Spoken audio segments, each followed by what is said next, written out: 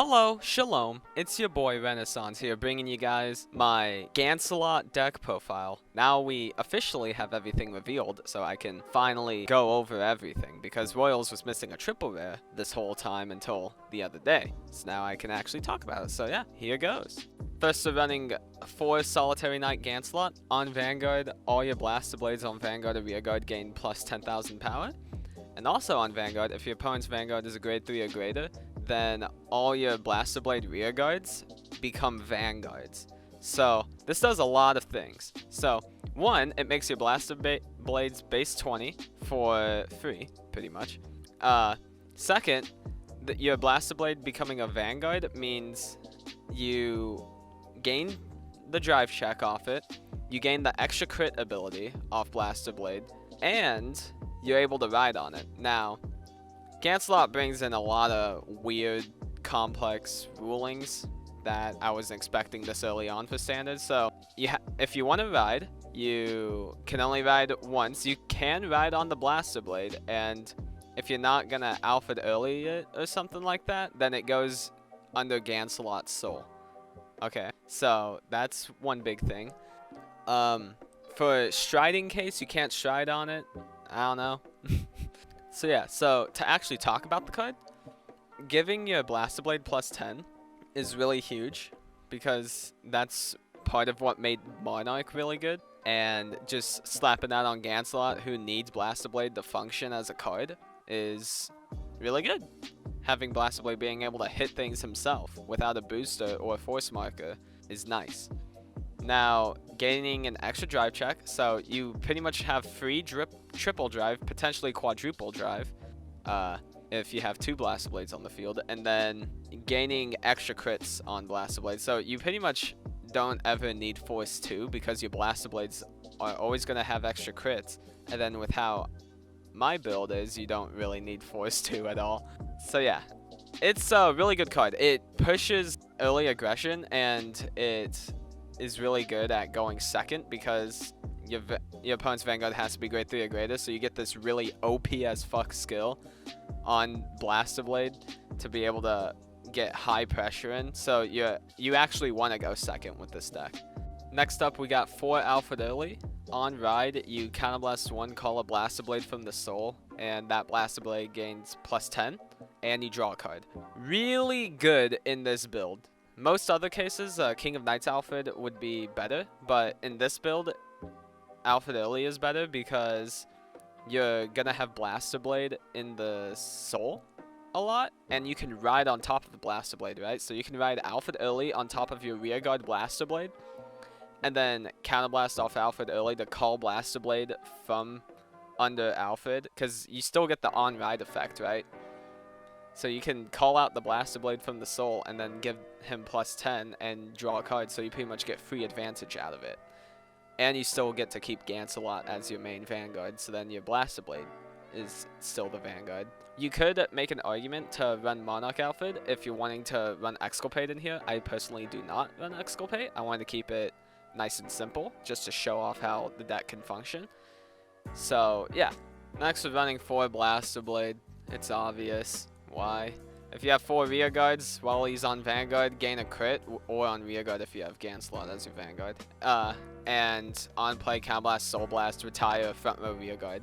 You don't really use the retire effect often. You mainly use it because, you know, it's Blaster Blade, and your grade 3s both interact with it. One of these grade 2s interact with it. 2 of your grade 1s will be interacting with it.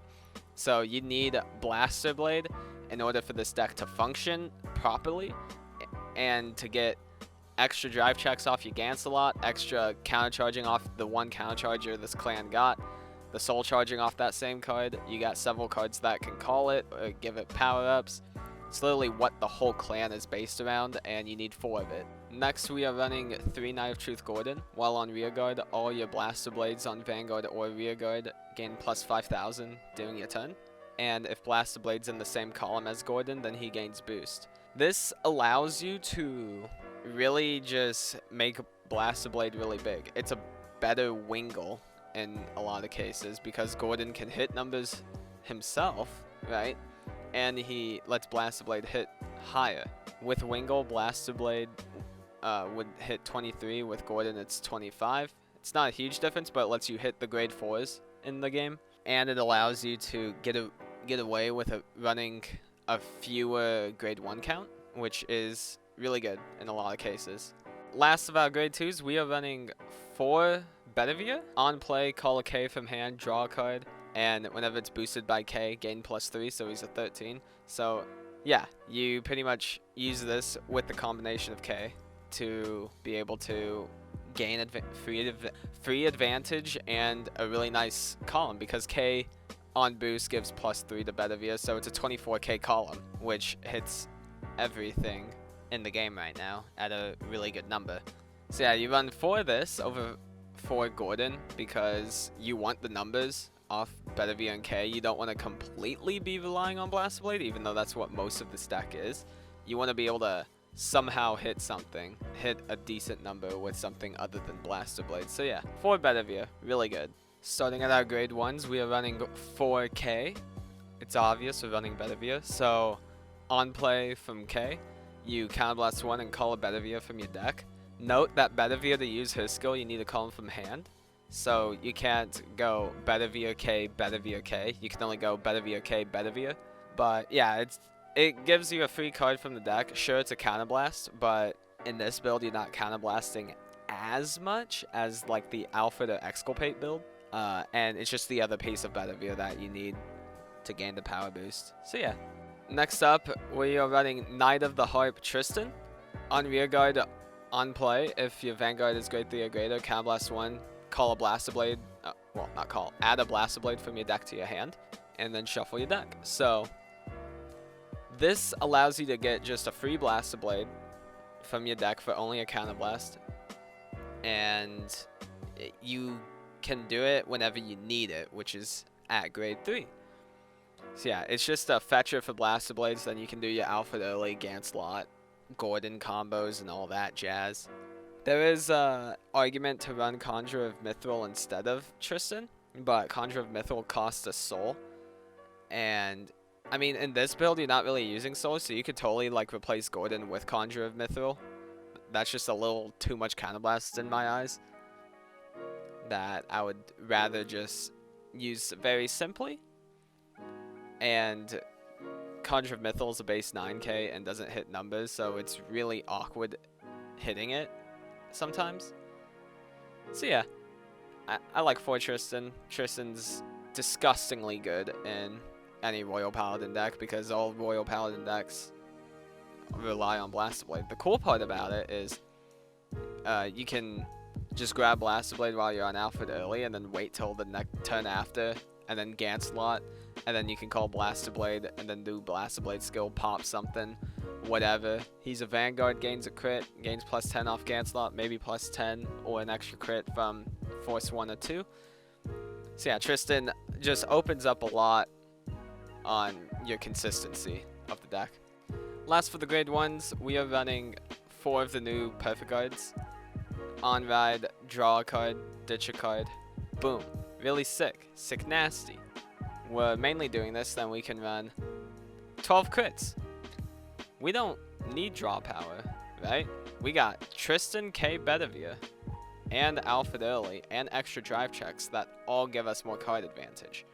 So I'm mainly running 12 crit because I don't want this deck to scale into the late game. I want to end the game as quick as possible, right? Because I'm not running Exculpate or Monarch or all that. I am running Alfred early, who doesn't really scale well into the late game. So yeah, we're running 12 crits, then our Blaster Blades are even more threatening because they're already swinging double crit most of the time.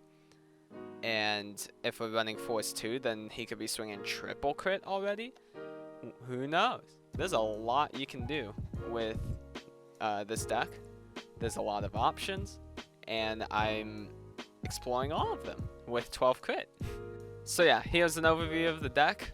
We're running 4 Ganslot for Alfred early because at grade 3 we want to, if we're going first, we want to ride Alfred early, gain a little bit more card advantage. If we're going second, we want to go Ganslot and go mental on people. We're running 4 Blaster Blade, main dude, we need him. running 3 Gordon, we want our Blaster Blades to be hitting numbers, and this allows us to run 4 grade 1 perfect guards, which also in turn allows us to run 12 crit because we don't need the draw trigger perfect guards, right?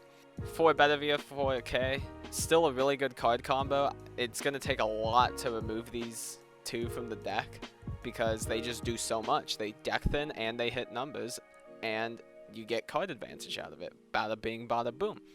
We got 4 Tristan because on grade 3 you get to fetch a Blaster Blade for free, which is when you need to have Blaster Blade, so it's not even like a restriction.